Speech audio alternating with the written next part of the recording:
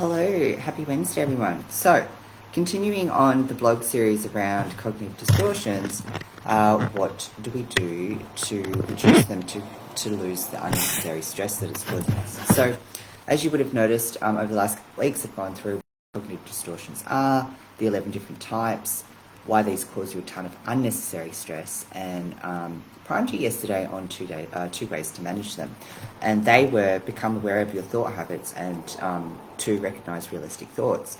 Now, I'll go through the first one in more detail now.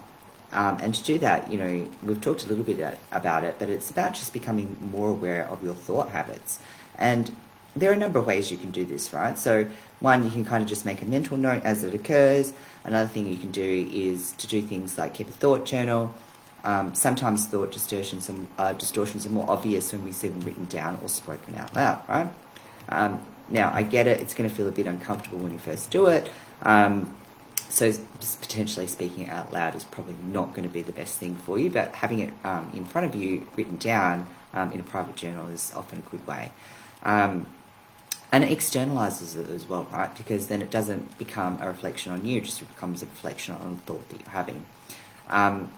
So if you hear yourself thinking or saying a distorted thought, try repeating it back to yourself as a reflection like a good friend would. So, if you're saying you eat a piece of pizza, you're a terrible human. So for example, if you've eaten, a piece of pizza and you feel really guilty about it, then, and you hear yourself saying some thoughts, repeat it back as if a friend would, right? So you go, so you're telling me, right, that if you eat a piece of pizza, you're a terrible human. And let me know then, what'll probably happen, right, is a part of you will then go, man, that sounds really harsh when you say it back like that, right? Because that's the whole point. Like, you would do that to a good friend as well. You would play back what they're actually saying and then get them to just verify, is that what they really mean? And quite often, that's not what we quite mean, right? The other thing you can do as well is I've also found this cognitive flexibility assessment worksheet, which is like a 2-minute exercise, bit of fun.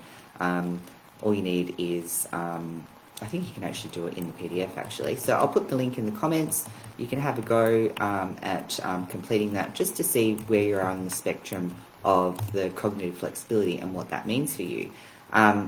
It'll also, basically help you to understand how well you're able to think in creative and nuanced ways and respond effectively to what's really happening around you. And tomorrow I'll go through how to recognize realistic thoughts and how to play those back when you have cognitive distortions.